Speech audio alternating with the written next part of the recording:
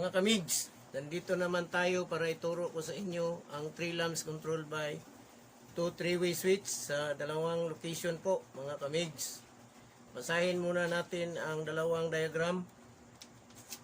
Una ang dalawang 3-way natin at pangalawa ang ating convenience outlet. Ito ang ating 3 lamps controlled by 2 3-way switch in 2 location. So, ang ating live papunta sa every terminal sa ating tatlo nating bulbs. Okay, 1, 2, 3 yung ating live. Then, yung line 1 natin sa traveler. Sa 0 siya. Then, first natin 3-way is 1 patungo sa 1 din sa pangalawang 3-way natin. Then, ang 3 sa first nating 3-way papunta naman sa 3 sa pangalawa nating 3-way. Then ang 0, yung common natin, tungo naman ito sa ating tag-iisang terminal sa ating tatlong bulb. So tinatawag natin ito na return. So 1 is traveler, then 3 yung ating traveler din. So dito naman sa pangalawa nating diagram na ating gawin, wiring connection of 2 tugang convenience outlet with ground.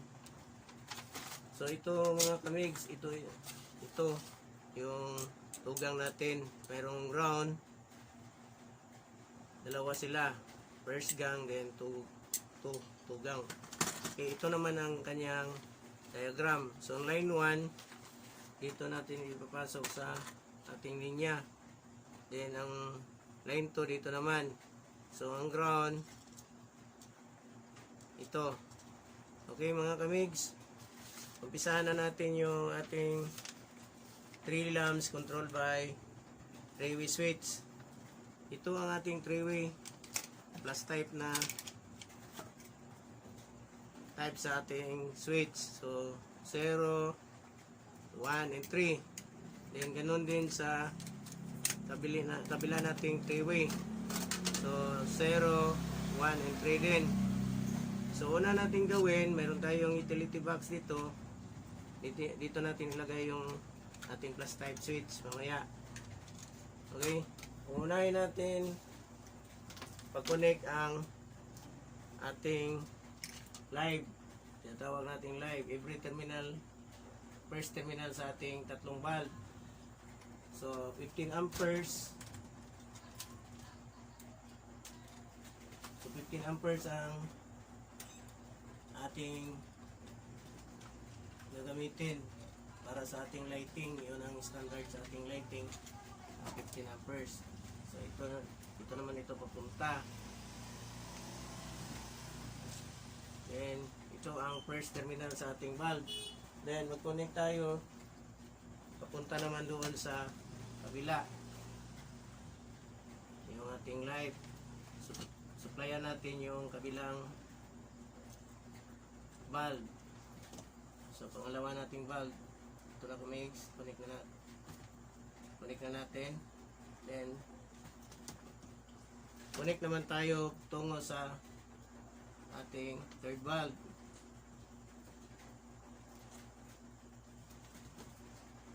Okay, ito ang ating third bulb mga kamigs. Then ang naiwan yung mga second terminal sa first bulb at second bulb at third bulb. At ngayon naman, pa-connect naman tayo line 1. From line 1, tungo naman ito sa ating first na 3-way. So ipapasok natin sa ating surface type na PVC, utility. Okay, PVC utility box. Okay, papunta naman ito sa connect natin sa 0, yung ating common na tinatawag. So connect na tayo yung ating traveler. Okay, papunta naman ito sa kabila. Connect tayo ng 1 dito sa first nating 3-way. Tungo naman ito sa ating second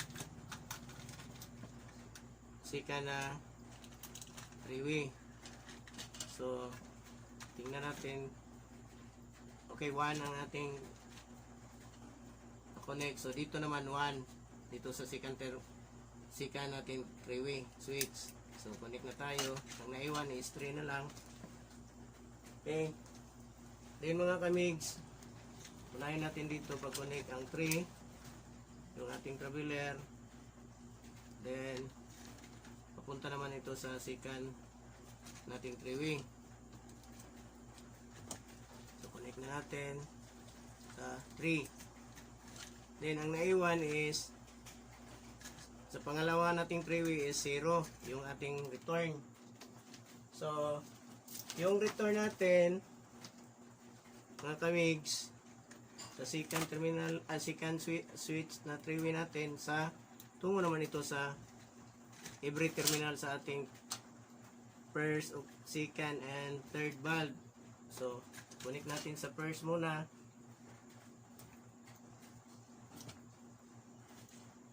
Then, after that, sa second naman. So, connect tayo dito. Then, sa second valve naman tayo, papunta ito. Okay. Nandito yung second terminal niya sa second valve.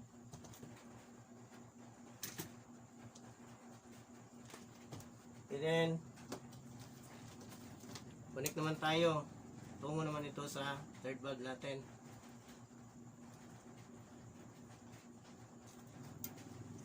Okay, mga kamigs.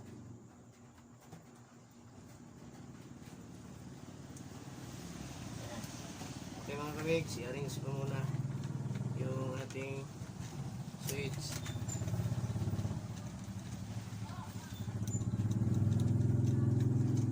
Open wire lang natin, open wiring lang tayo. So, ito ating first, second, at third. Check muna tayo ng continuity testing kung tama ba ang ating ginagawa. So, continuity testing, setting natin sa times 10. So, ating dalawang test probe, papunta naman ito sa line 1 at sa line 2. Wala pa itong supply, continuity testing pa tayo. So, tingnan nyo mga kamigs. Check lang tayo. So, nag-follow itong ating mayroon naka-on dito na 3-way. So, first natin 3-way. I-off natin. Then, nag-off siya. Then on, follow. Ni-deflect ang ating multitester. So, correct ang ating unang 3-way. Then, dito naman sa kabila, pangalawang 3-way natin. On natin. So, follow siya. Then, off. So, yun natin sa another na location. So, first location natin, i-off natin dito. So, off siya. Then, sa second location, on natin, follow siya. I-off natin sa first natin location. So, dalawang location ito, basta 3-way. Pwede ito sa first floor, pwede ito sa second floor, yung pangalawa nating 3-way. Okay. Mga kamigs, i-fix na natin muna. Okay, ganun lang pag-fix nito. Lagyan ng dalawang terminal screw. Screw niya sa frame sa ating plus type.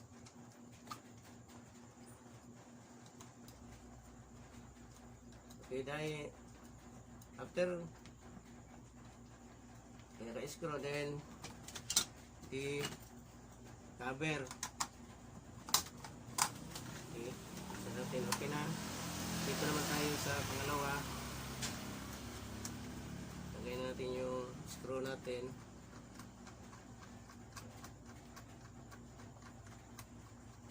Sa kabila naman. Okay, dito naman sa kabila.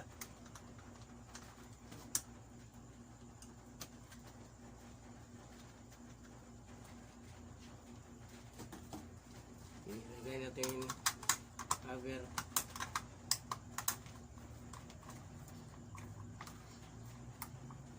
Balik. Okay, ganyan. Baliktad. Okay. So, mga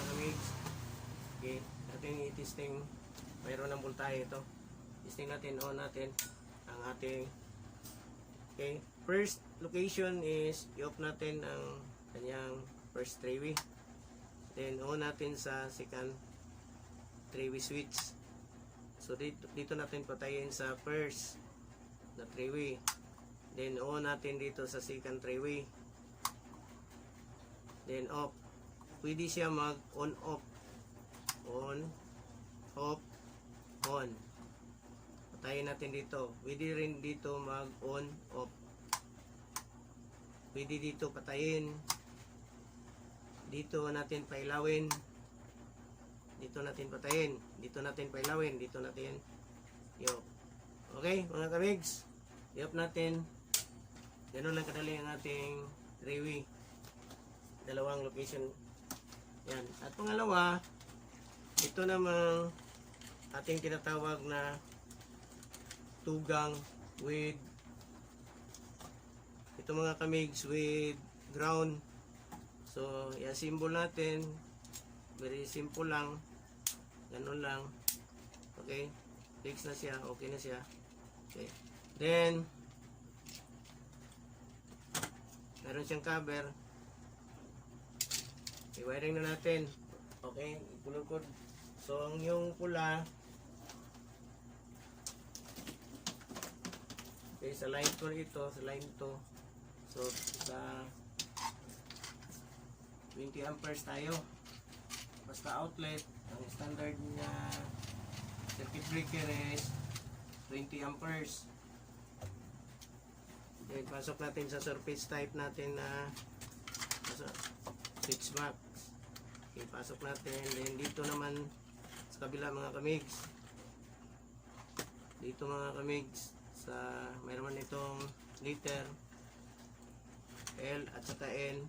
So, line 1 tayo. Then, okay, mga kita nyo kamigs, dito natin ipasok. Okay, dito naman sa kabila yung ating white na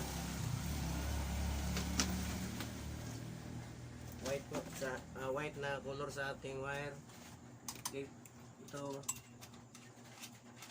connect natin sa line 1. Line 1.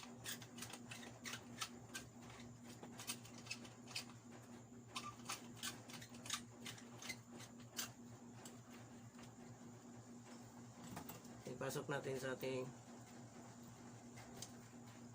switch box. Yung kanina is, yung pula is line 2. Ito naman para ito sa line 1. Dito naman ito sa kabila mga kamigs. Dito naman. Okay.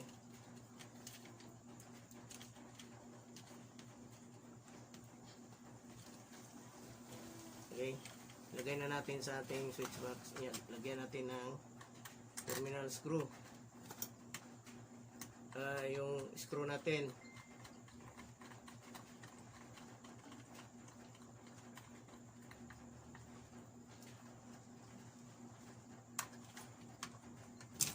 So, isa naman.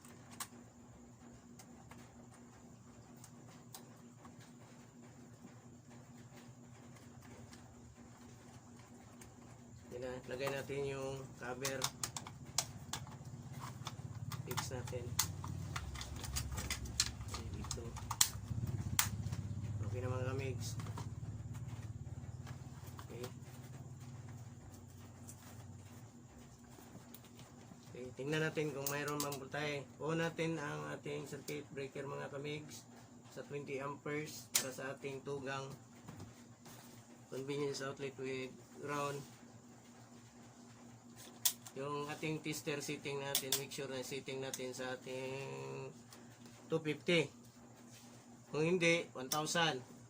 So, wala man tayong 1,000. Ang gawin natin, yung 246 dito, at saka 8 at saka 10.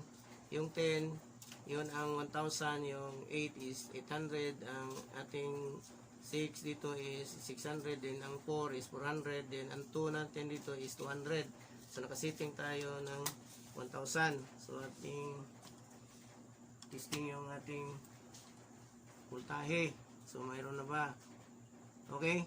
yung pointer nandoon sa 220. So, every graduation sa ating 1,000 is 20. So, nandoon siya sa 2 at saka mayroon pang isang graduation. So, meaning 200 plus 20 is 220 yung ating voltahe, mga kamigs. So, dito naman sa kabila, tingnan natin, okay, pareho din.